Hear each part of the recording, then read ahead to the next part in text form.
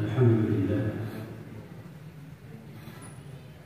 alladzi arsala rasulahu bil huda wa dinil haqq liyuzhirahu 'ala ad-dini kullihi walau karihal musyrikun. Asyhadu an la ilaha illallah wa asyhadu anna Muhammadan Rasulullah. Qala Allah Ta'ala, ya ayyuhalladzina amanu taqullaha haqqa tuqatih wa la tamutunna illa wa antum muslimun. Amma ba'du, fa inna asdaqal hadits kitabullah wa inna khairal huda huda Muhammad sallallahu alaihi wasallam wa inna syarral umuri muhdatsatuha wa inna kulla muhdatsatin bid'ah wa kulla bid'atin dhalalah wa kulla dhalalatin finnar. Au kama qala Nabi Muhammad sallallahu alaihi wasallam. Jemaah sekalian, alhamdulillah, kita akan senantiasa mensyukuri nikmat Allah dengan cara sunnah, yaitu semakin giat untuk beramal saleh sesuai dengan sunnah Rasulullah SAW. Syukur juga kita buktikan dengan cara memakmurkan masjid, karena hanya orang yang beriman yang semangat, antusias untuk Baitullah ini makmur. Dengan apa? Dengan berjamaah, dengan tadabbur Al-Quran dan hadis. Jadi yang tidak beriman tidak tertarik untuk memakmurkan masjid. Demikian di dalam Al-Quran. Oleh karena itu, mari kita senantiasa mentadabburi Al-Quran dan Sunnah sebagai bukti kita ini bersyukur kepada Allah. Ada beberapa catatan jamaah sekalian. Nasihat Al-Quran dan hadis yang dua, yang kata Rasulullah, jika dipegang teguh itu dua warisanku, maka tidak akan tersesat langkah hidup kita selamanya sampai kita mati. Lan tadidu abadan. Itu kalau kita berpegang teguh kepada Quran dan Sunnah, kepada firman Allah dan sabda Rasulullah, jaminan dari Rasulullah tidak akan tersesat langkah-langkah hidup kita di dunia ini. Jaminannya ada kata abadan, forever. Nah, lain sakit selamanya. Dan tadi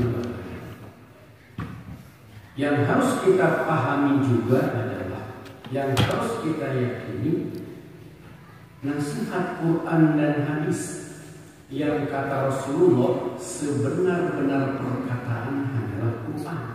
Sebaik-baik petunjuk hidup, pedoman hidup adalah sunnah Rasul. Itu kata Rasulullah. Itu hadis, bukan kata-kata ustaz. Nah, sebaik-baik perkataan Al-Quran, sebenar-benar perkataan Al-Quran dan sebaik-baik adalah hadis Nabi, tentu yang sahih, karena yang palsu kan bukan dari Nabi. Itu tidak ada manfaatnya.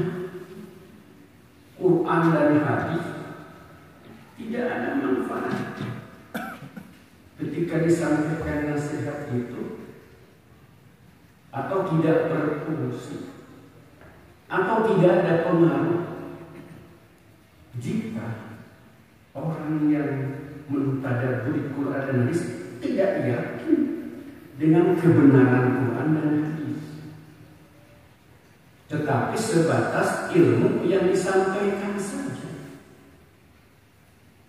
Karena ketika disampaikan Quran dan hadis, semua orang bisa mendengar, apalagi apalagi sekarang lagi zamannya medsos gitu. Dan dia akan berguna pada orang-orang yang yakin ini Quran benar, yakin ini kebenaran Rasulullah. Gitu maksudnya. Kita ini ada di orang-orang yang mentadaburi Quran dan hadis, meyakini kebenarannya. Yang di dalam Al-Quran disebut summa lam yartabu. Iman kepada Quran, iman kepada hadis, berarti kepada Allah dan Rasulnya lam yartabu. Tidak ada keraguan, yakin. Apapun yang dikatakan Al-Quran, apapun yang disampaikan oleh Rasulullah Sallallahu Alaihi Wasallam, diyakini kebenarannya sehingga masuklah di hati. Hatinya itu, kata Ibnu Qayyim itu akan terbuka begini bagaikan mangkok. Masuk, tertanam dan beda dengan yang begini hatinya. Coba mangkok isi air, isi makanan, tapi nampung. Dapat? Ada? Tidak ada. Tapi kalau begini, ada. Nah gitu. Ini maksudnya jamaah sekalian, itulah fungsi-fungsi Al-Quran pada hati setiap orang yang mendengarkan nasihatnya. Sekarang, yang ketiganya atau keberapa lagi? Patokan-patokannya dulu. Ketika Al-Quran itu Allah katakan, jika ditadaburi Al-Quran, maka hati kita akan senantiasa menjadi cerah, tidak akan lagi tertutup atau hitam. Maka pencerahan kita umat Islam selalu dengan Al-Quran. Syifa'ul obat, warahmatun, jadi rahmat lil mu'minin. Kenapa lil mu'minin? Karena yakin dia kebenaran Al-Quran, yakin gitu. Jadi apapun dari urutan-urutan Al-Quran tentang hukum-hukum, tentang adab-adab, tentang kisah-kisahnya masuk di hati. Yakin benarnya. Beda dari orang yang tidak yakin benarnya. Disampaikan ya itu aja, mantul-mantul. Gitu. Makanya mentadaburi Al-Quran. Berikutnya ketika kita mentadaburi Al-Quran, otomatis akan mentadaburi sunnah, yaitu hadis Nabi. Nabi bisa dipisahkan. Kenapa? Sebab Nabi itu kan representasi daripada Al-Quran. Nabi dikatakan oleh Siti Aisyah, karena khuluquhul Quran, akhlak itu adalah Al-Quran. Kemudian kata Allah ditegaskan, wa may yantiqu 'anil hawa in huwa illa wahyun yuha. Nabi tidak pernah bernasihat, bertutur, bersabda, kecuali setiap sabda Nabi, setiap nasihat Nabi pasti dari wahyu Allah. Nah, ini adalah mukadimah bahwa kita yakini kebenaran Quran dan hadis.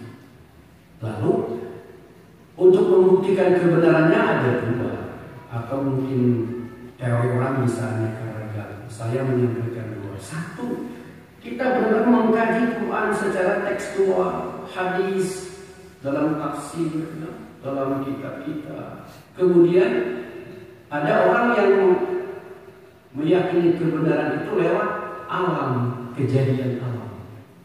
Contoh ya, contoh. Ketika orang bingung, kok bisa ada tanah seperti air Gubai Geboy tiba-tiba menenggelamkan orang yang di atasnya, kan tadinya tanah. Oh, kata ilmiahnya, kata orang-orang ahli geologi atau ahli apa namanya, itu adalah likuifaksi, sebuah proses di mana dataran yang keras tadi menjadi mencair, kemudian menenggelamkan orang. Ternyata di Quran sudah ada itu kalimatnya. Apa kata Allah di Quran? Korun yang kaya raya tapi pedihnya atau peritnya kacida pisan. Ya, cuman pamer doang, Nabi minta batur. Aku kaya, aku banyak hartanya, ngegugusur roda yang ada dengan kunci-kunci gudang hartanya. Ukur PHP sama orang, nggak ada yang ngasihnya. Pelit itu bukan main, cuman pamerkan aja. Makanya orang yang pelit kan kalau sudah si korun, ya, tapi tidak korun itu tidak korek pisan si korun. Gitu. Apakah kalau ketika ia nggak mendengarkan nasihat Nabi Musa, nggak mendengarkan ajakan Nabi Musa, nista menjadi tamak, ya Allah tenggelamkan korun, fakhasafnahu wa bidarahul ardo. Aku tenggelamkan si korun dengan gudang hartanya ke dalam bumi. Padahal kan waktu itu buminya begitu keras. Coba kalau di Mesir keras kan, itu ayat mal, mal Terawak ya. Itu kan gudang itu dibangun di atas tanah yang keras, tapi gudangnya oleh Allah ditenggelamkan ke dasar bumi. Tiba-tiba itu oyak bumi, ya itu namanya likuifaksi, bawa alam. Sama ya kejadiannya. Quran ketika ditadabur, oh iya sudah ada di Quran likuifaksi. Nah kita kemarin baru tahu kejadian di Donggala. Sudah baru siap. Ada tanah tiba-tiba ada rumah dan mobilnya amblas menghilang. Allah. Ini membuktikan apa? Kebenaran Al-Quran lewat kejadian alam. Ada orang yang dia mempelajari dulu itu ayat itu ditafsirnya bagaimana terus. Iya betul Allah benar. Gak ketemu korun, gak sejaman dengan Musa, tapi membaca hari ini Al-Quran, yakin Allah Maha Benar. Mungkin orang-orang yang gak bisa baca Quran, sampaikan oleh orang yang paham Quran, nih sudah ada di Quran. Tentang lautan yang tersekat oleh sesuatu yang tidak ada fisiknya, tapi bersatu, laut asin dan laut yang tawar, sudah ada di Quran. Gak ada kaca, di Quran sudah ada, baru belakangan ditemukan benar Al-Quran begitu. Jadi ketika mentadabbur Al-Quran, tadabbur hadis, kemudian kebenaran Quran dan hadis lewat kajian yang sifatnya tekstual, ada kajian yang sifatnya kauniyah, ada benar Allah. Makanya kalau baca Quran sering ditutup dengan sadaqallahul adzim. Padahal kalau di hadis itu subhanakallahumma la ilaha illa anta astaghfiruka wa atubu ilaik begitu. Hadis baca Quran istighfar. Jamaah sekalian azakumullah. Sekarang saya akan ajak jamaah sekalian untuk mentadabburi hadis. Apakah fakta atau hoax? Kita buktikan. Karena Nabi tidak pernah berbicara kecuali dengan wahyu. Nabi menyampaikan tentang satu saat, satu kondisi, di satu zaman, entah kapan, entah kita hari ini mengalami atau tidak, Allah Ta'ala. Nabi fakta yang akan menjawab. Kebenaran hadis Nabi tidak akan terbantahkan. Satu saat umat Islam ada dalam kebimbangan hidup.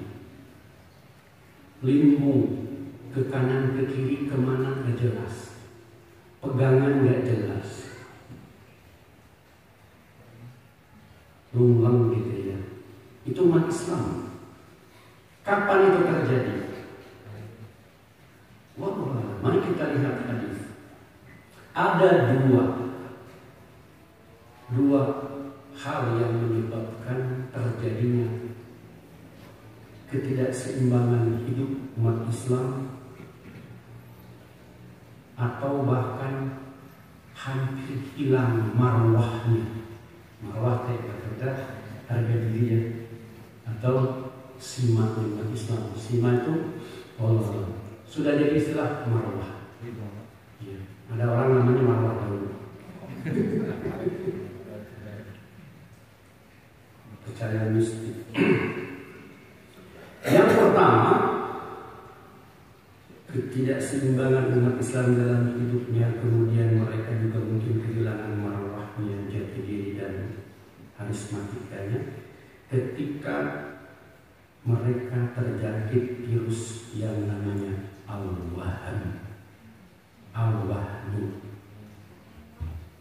Ada dalilnya, ada di dalam hadis Sahih Al-Ghairibi dalam Sunan Abu Dawud disebutkan seperti ini. Rasulullah SAW, kata sahabat Thauban radhiyallahu anhu pernah bersabda begini, yushikul umamu an tada'a alaikum kama tada'a al-aqlatu ila qas'atiha. Satu saat nanti umat Islam akan dikerubuti oleh orang-orang non-muslim, dikeroyok. Kalau kata orang Perancis, perapatan Cianis, dirempuk di berbagai arah seperti makanan yang siap disantap. Ku iya dicomot, ku iya dicolek, bisa habis umat Islam. Umat Islam digambarkan oleh Nabi seperti hidangan makanan, musuh-musuhnya ngariung di berbagai penjuru. Bola. Lalu sahabat ketika disampaikan pernyataan seperti ini oleh Rasulullah SAW kaget dan bertanya. Faqala qailun, ada seseorang yang bertanya dari kalangan sahabat, tentunya karena yang mengumpul adalah sahabat ini. Wa min qillatin nahnu yauma idzin, ini ke Rasulullah bertanya, Rasulullah, apakah pada saat itu kami ini jumlahnya minoritas, sedikit? Rasul langsung merespon dan menjawab, bal antum yauma idzin katsir. Justru kalian orang-orang Islam, maksudnya kalian sahabat itu, maksudnya bahwa yang seperti sahabat hari ini sama-sama muslim gitu ya. Karena sahabat pada waktu itu ada Nabi. Ya, jadi Nabi sudah menjadi solusi segala sesuatu Nabi dulu. Mungkin setelah Nabi tidak ada akan terjadi seperti ini. Sahabat bertanya, jangan-jangan nanti generasi aku gitu ya, kalau alam. Apakah kami orang Islam pada saat itu sedikit? Bal antum yauma idzin katsir. Justru kalian pada saat itu banyak. Walakinakum busaun, tapi kalian itu hanya buih, mansa ukur budah. Kabusa isail, seperti buih banjir. Kan kalau banjir suka membawa buih besar, buihnya besar, wow, gede. Tapi kalau ditimbang buih nggak ada beratnya. Dihempas oleh tangan pun dia jatuh, oleh angin pun dia jatuh. Bayangkan, Nabi seperti itu mengilustrasikan atau mentasbihkan, menggambarkan banyak tapi kosong, banyak tapi tidak ada kekuatan, banyak tapi hampos atau hampa. Lalu pada saat itu banyak tapi hampa. Dan itu indikatornya adalah walayanzi'anna Allahu walayanzi'anallahu min suduri aduwikum al-mahabata minkum. Allah pada saat itu mentakdirkan musuh-musuh yang tadinya segan kepada umat Islam, yang tadinya mikir-mikir untuk mempermainkan umat Islam, yang tadinya tidak berani untuk mengganggu umat Islam, justru pada saat itu rasa takut segan kepada umat Islam tidak ada di dalam hati mereka. Itu, ini kan kondisinya semakin parah. Gitu. Musuh Islam tidak takut lagi, tidak segan lagi, semakin berani menjadi-jadi gitu ya. wa yudhiqanna fi qulubikumul wahn. Dan di dalam hati jiwa-jiwa kalian orang-orang Islam nanti justru sedang terjangkit jiwanya oleh penyakit virus al-wahn. Bukan corona, tapi al-wahn. Apa itu al-wahnu? Makanya faqala qailun, ketika Rasul menerangkan itu, ada orang yang bertanya begini, ya Rasulullah, wa mal wahnu? Wahai Rasul, wahnu itu apa? Di sahabat pun tahu. Rasul menjawab, hubbud dunya wa karahiyatul maut. Cinta dunia, takut mati. Itu satu paket biasanya. Cinta dunia, takut mati. Coba kita lihat di dalam Al-Quran. Alladzi jama'a malan wa 'addadah yahsabu anna malahu akhlada. Kan gitu. Dikiranya dengan banyak uang, banyak harta, banyak investasi, banyak deposito, banyak berbagai macam dunia, apakah itu barang, benda, uang dan sebagainya, akhlada, bisa membuatnya kekal, membuatnya tetap jaya. Makanya mereka jamaah malam wa'adada, terus dihitung-hitung, di sini sekian, di bank sekian, ini aset kita, ini begitu dihitung-hitung. Kalau banyak ini kan gampang. Dikiranya banyak mobil bisa menghalangi kematian, dikiranya banyak uang bisa membayar malakul maut untuk tidak mencabut nyawanya. Dikiranya dengan banyak berbagai macam aset dan omset di dalam kehidupannya dengan harta itu membuatnya semakin jaya dan kuat, gagah perkasa terus. Ternyata beberapa banyak orang yang kaya raya tapi hidup dengan penyakit. Banyak orang yang kaya raya tetapi mereka tidak jelas tujuan hidupnya, dan mereka nestapa hatinya. Hubbud dunya, cinta dunia, sepaket dengan karahiyatul maut. Karena mereka gandrung dengan dunia supaya bisa menghalangi kematian. Seakan-akan begitu. Makan si hadir si banyak, jangan sampai kurang, terus begitu. Nanti sakit, kalau sakit mati. Jangan pergi keluar ketemu saudara, ketemu siapapun, ke majelis taklim, ke sini, kena corona mati kamu. Cicing mah ada. Macam itu bisa naon, bakat kusir naon. Banyaknya begini, faktanya ada. Pada kata Allah, aina ma takunu yudrikumul maut. Dimanapun kau berada, maut akan menghampirimu. Walau kuntum fi burujin musayyadah. Kau berlindung di dalam benteng yang kokoh pun, malaikat tak akan terhalangi. Muhammad dikejar. Itulah nyumput di istana negara terus pakai besi bisa. Gitu. Maut bukan ditakuti karena pasti ada. Maut itu dipersiapkan apa bekal nanti kalau mati gitu. Jangan takut mati. Dan pasti terjadi, itu sudah senang Allah. Tapi jangan berani mati kalau kita tidak punya bekal untuk mati. Dan inilah pelajarannya. Sudah, mati itu dipikirkan dan direnungkan. Kalau meninggal mau bawa apa? Nanti kan itu pintu awal ke akhirat. Itu aja pikirannya. Dzikrul maut itu bukan ditakuti, tapi dzikrul maut semakin cerdas dengan wa'amila lima ba'dal maut al-hadis, kata Rasul. Kan itu. Nah itu.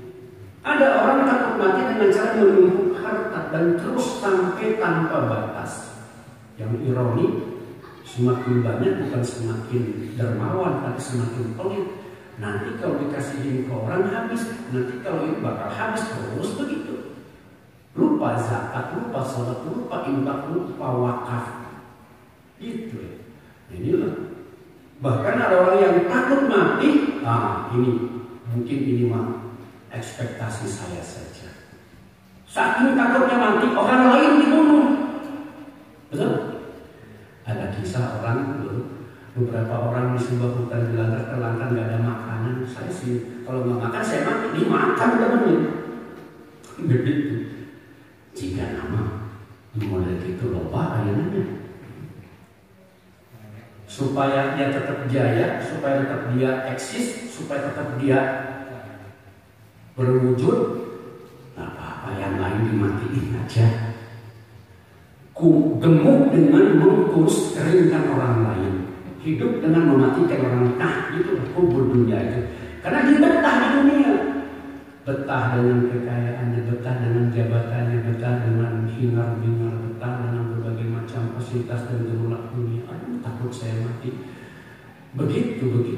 Kalau umat Islam sudah seperti ini, dari mulai bawah sampai atas, dari mulai kalangan orang kota, orang kampung dan semua, dari kalangan pejabat ataupun rakyat, disinilah marwah jati umat Islam akan melemah. Ketika melemah, apa yang terjadi? Al-Wahan itu diterjemahkan sebagai lemah kemauan, lemah di dalam pertahanan jiwa. Waktu abahan, maka apa yang terjadi? Mereka akan gampang dibawa, digiring, dipengaruhi musuh-musuh. Makanya kalau sudah lemah bisa apa, Bu? Itu bisa naon jualan kaya. Geus pikiran kanan jihad, tidak ada pikiran bagaimana membela kebenaran, tidak ada juga hasad dan semangat untuk berdakwah, amar ma'ruf nahi munkar. Nu penting bisa, nu penting aku bisa eksis. Udah, teman saudara siapa mati deh. Yang penting gua yang itu.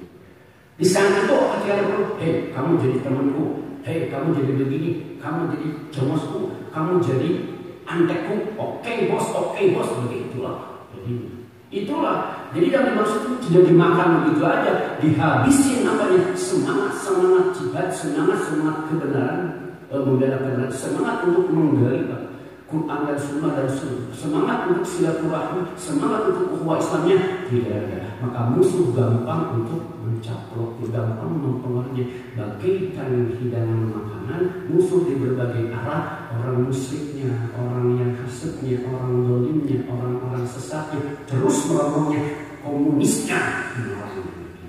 Bagaimana mempengaruhi orang-orang yang sudah lemah, sudah anak azim itu sudah lemah, tidak ada kemauan lagi, dipengaruhi, jadilah dia corong. Dikorbankanlah walaupun saudara, itu. Kira-kira Pak, hari ini begitu atau tidak? Wallahu a'lam. Kan kita katakan benar nggak Rasulullah?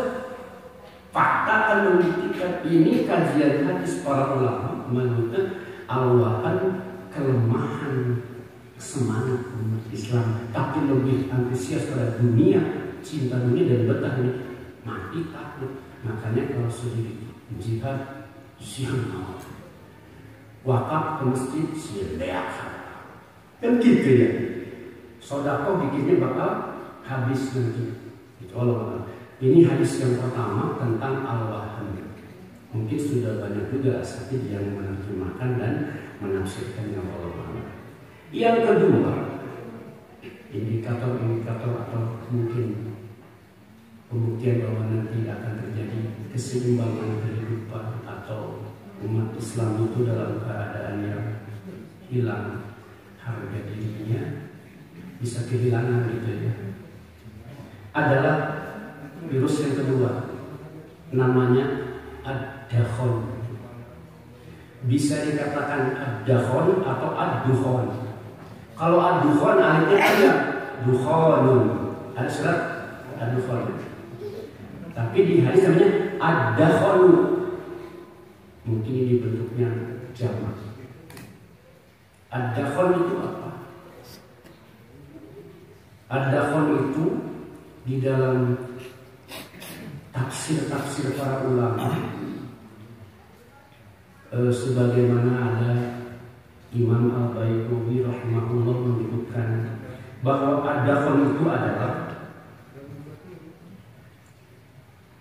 menurut beliau di dalam Syarhus Sunnah, penjelasan tentang sunnah Nabi, yang inti dari hadis Nabi yang menyebutkan tentang ad-dakhon adalah bahwa itu suasana yang gelap. Lalu kalau senama rumek, ibu terang rumek itu ketika ada kabut, ketika ada asap, bisa nggak melihat yang jelas wajah orang? Gak bisa, karena terhalang kabut. Makanya ada yang mengatakan ad-dakhon adalah kabut. Makanya kalau orang yang merokok itu disebut mudakhin, orang yang penuh dengan asap, ngulek. Orang kalau sudah ngulek nggak kelihatan wajahnya. Seperti juga kita kalau menambun, kalau tambun mah burukan, kalau timbun mah kependeman. Ada timbun, ada tambun. Nambun itu kan burukan. Coba kalau banyak asapnya, nggak jelas orang. Jadi ketika suasana yang gelap, mirip kehitam-hitaman, disitulah tidak ada kejelasan hidup. Makanya kata Imam Al-Baiqawi adalah disebut sebagai kegelapan. Yang kedua, menurut Al-Adim Al-Abadi di dalam Aulul Ma'bud rahimahullah menjelaskan bahwa kata ad-dakhon itu adalah sesuatu yang kehitam-hitaman. Sama intinya semua mengarah kepada rumuk, hitam gak jelas. Itu ad-dakhon. Bagaimana hadisnya? Ini hadisnya agak panjang Pak, mudah-mudahan ibu bacakan. Ada satu sahabat yang bernama Hudzaifah Al-Yamani. Hudzaifah Al-Yamani terkenal oleh sahabatnya. Al-Yamani berarti dia orang Yaman. Itu kan Al-Bukhari orang Bukhara. Itu mah ulama ya tadi ini. Kalau Hudzaifah sahabat Nabi radhiyallahu anhu Al-Yamani. Ciri khas Hudzaifah Al-Yamani asal kita tahu saja. Kalau nanya kepada Rasulullah, kalau berguru kepada Rasulullah, dia nanya sesuatu yang negatif. Itu. Makanya kata beliau, karena kalau orang-orang itu bertanya kepada Rasulullah tentang kebaikan, wa kuntu as'aluhu anis syarri. Kalau saya selalu nanya yang buruk-buruk aja. Ini unik Pak. Jadi sahabat yang lain ada kebaikan. Kalau Hudzaifah Al-Yamani, kata beliau, saya kalau nanya yang buruk-buruk aja lah, yang negatif. Kenapa? Takut terjadi kepada diri saya punya persiapan gitu. Nah, suatu ketika Hudzaifah bertanya kepada Rasulullah, ya Rasulullah, inna kunna fi jahiliyah wa syarr faja'ana Allah azza wa jalla bihadzal khair. Rasul, dulu kan kami jahiliyah, orang-orang yang bodoh dari kebenaran, gelap, ya, kebodohan. Itu adalah keburukan. Kami akui. Sekarang kami dalam kebaikan dengan datangnya kok ya Rasulullah, datangnya Islam. Kebaikan ini berkah bagi kami di dalam bahasa saya penjelasannya. Lalu fahal ba'dal khairi min syarri. Apakah setelah kami dalam hidayah, dalam Islam, dalam kebaikan yang serba indah ini dalam Islam, apakah nanti akan ada keburukan lagi? Rasul langsung jawab, qala, ya, nanti ada keburukan lagi. Itu kata Rasulullah. Lalu aku bertanya lagi, fahal ba'da syarri min khair. Nanti suatu ketika ada masa di mana keburukan, kejahatan itu begitu kuat gitu ya, begitu nampak, apakah akan ada kebaikan lagi? Qala na'am, ada. Jadi kuat itu ya. Nanti satu saat gitu kan merajalela atau meratulela. Biasanya kan lela nama perempuan merajalela. Merajalela kebaikan. Kebaikan berjalan apa? Begitu banyak kebaikan. Biasanya kalau keburukan merajalela gitu. Itu biasa gitu. Nanti kebaikan, kemudian ada keburukan. Nanti keburukan ada kebaikan lagi. Lalu ditanyakan lagi, faham ba'da dzalika khairun syarrin. Ini sahabat memang banyak nanya tapi tentang keburukan. Kalau sudah ada kebaikan, ada keburukan, ada keburukan, ada kebaikan, apakah ada keburukan lagi? Lalu Rasul menjawabnya benar. Qala na'am. Iya, ada keburukan. Kemudian wafihi dakhal. Nah, ini yang ketiga nih. Zaman jahiliyah ada Islam, kebaikan. Setelah Islam yang baik datang keburukan lagi, datang kebaikan lagi, ada keburukan lagi. Kata Rasul, ini yang ketiga ini wafihi dakhal. Saat itu ada yang namanya dakhal. Nah, dakhal ini diterjemahkan kabut. Tapi bukan kabut sembarang kabut, tapi ini majazi. Kabut dalam arti tadi hitam itu, hitam yang kelam atau hitam yang tidak jelas, ya? Atau sesuatu yang samar. Nah gitu. Bagaimana Rasul? Hudzaifah bertanya lagi, wama dakhaluhu, apa sebetulnya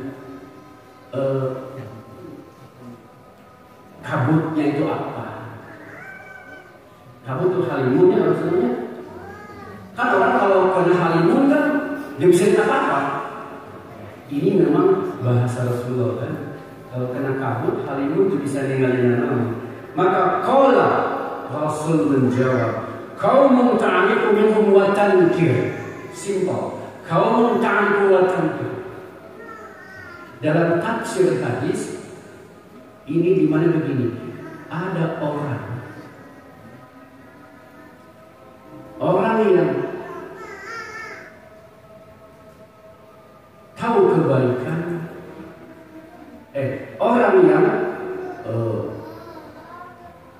mengambil jalan hidup di dalam Islam, tapi di luar sunnah Nabi. Gitu. Kemudian bagaimana mereka? Kamu mengikuti, menganggap baik orang itu, menganggap baik kelompok itu dianggap baik. Watangkir, lalu kamu juga mengingkarinya. Asal jangan nanya-nanya. Terlihat baik, terlihat bagus, terlihat mereka darinya rahmatan lil alamin. Radanya tawasul baik, tapi jalan hidup di dalam Islamnya di luar sunnah itu. Dan banyak orang Islam yang menganggap baik, bagus, tapi lama-lama watangkir, engkau mengingkarinya. Dengan dia bukan ternyata. Nah, gitu. Itulah kabut, samar-samar nggak jelas. Kalau orang Islam sudah nggak jelas seperti itu, bagaimana? Hilang keseimbangan hidupnya, bingung mereka. Nah, itu dulu. Lalu aku bertanya, kata sahabat Hudzaifah, fahal ba'da dzalika al-khairu min syarrin? Apakah setelah kondisi ad-dakhal itu akan ada juga kebaikan? Qala na'am. Ada. Da'a du'atun ala abwabi jahannam minha. Tapi ada orang-orang yang berdakwah yang ngajak kepada pintu neraka jahanam. Faman ajabahum ilaiha, Wadafuhu ilaiha, siapa yang merespon ajakan para dai itu, maka dia akan terjerumus kepada neraka jahanam. Jadi ada kondisi dakhon, jelas ada kegelapan yang tidak bisa melihat kebaikan yang baik, samar-samar justru yang terjadi orang-orang yang berhaluan kepada selain sunnah Nabi, banyak sekali paham-paham aneh gitu. Kan orang bingung apa yang harus dipegang. Kata Rasulullah, kita kalau berpegang Al-Quran dan Sunnah tidak akan tersesat, tidak akan bingung hidup ini. Tapi justru pada dakhon itu, masa dakhon, masa penuh kegelapan. Kalau di dalam hadis lain kan ada begini, di masa-masa kegelapan itu banyak orang yang tiba-tiba paling ngomong berfatwa, tapi dolul mudilun, sesat dan menyesatkan. Tiba-tiba bukan akhirnya dia ngomongin agama, bukan akhirnya ngomongin fikih, bukan akhirnya ngomongin begini-begitu, tapi menyesatkan umat. Ad-du'atu ila abadi jahannam. Dipelintir Al-Quran, dipelintir aja begitu. Demi kepentingan kelompok, demi kepentingan dan keesnya, supaya mereka merasa ini kan jaya, kuat, mau tidak gitu tadi. Pembunuhnya dan seterusnya. Di dalam hadis yang lain nanti di masa kegelapan itu ada yang namanya wayabqa ru'usan juhala. Itu di akhir zaman. Orang-orang yang merasa jadi pemimpin tapi bodoh, kemudian mereka berfatwa awal waludin, dia sesat, menyesatkan orang lain, begitu. Di mana ulama-ulamanya? Karena pada waktu itu ulama yang baik sudah pada meninggal, atau mungkin sudah pada dibaratkan. Yang ada ulama-ulama masuk, mereka berfatwa begini-begitu. Yang halal diharamkan, yang haram dihalalkan, yang sunnah dibuat sebagai sebuah masalah, yang bid'ah is okay. Kan gitu.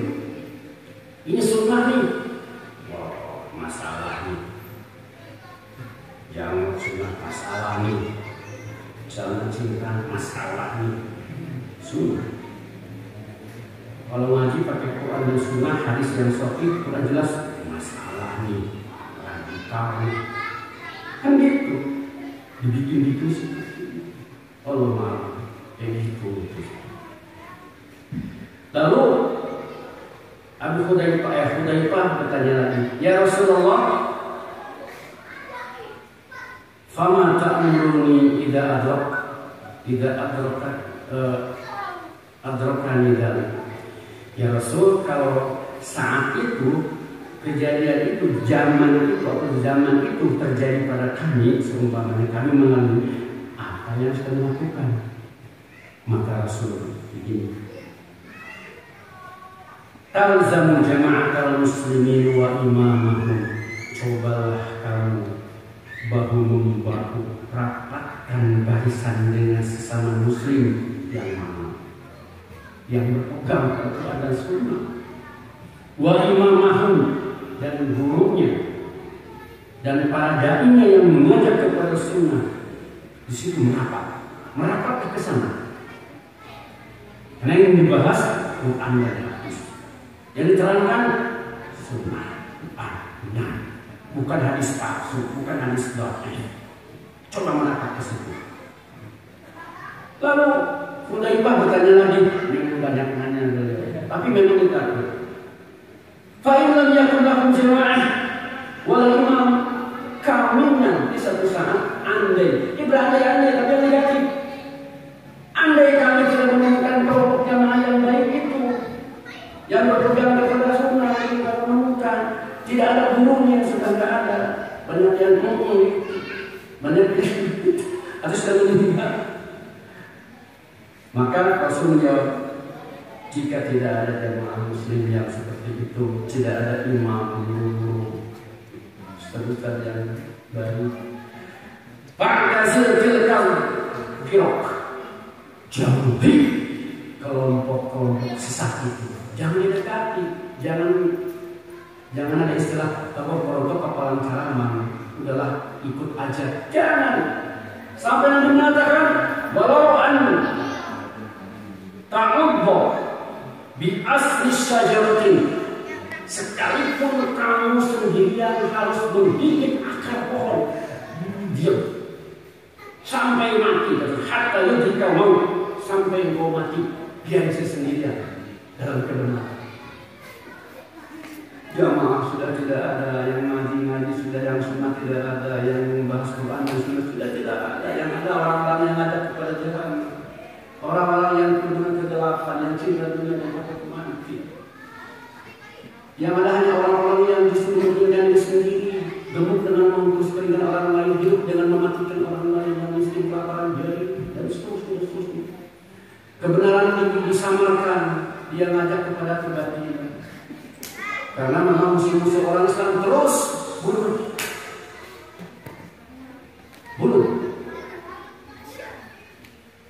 Ini bukan bunuh sih, itu cicak. Man qatala rasul wal bidar wa wahidatin falahu mi'atan hasanah. Itu memang membunuh kita sekali pukul dapat 100 kebaikan. Ayo.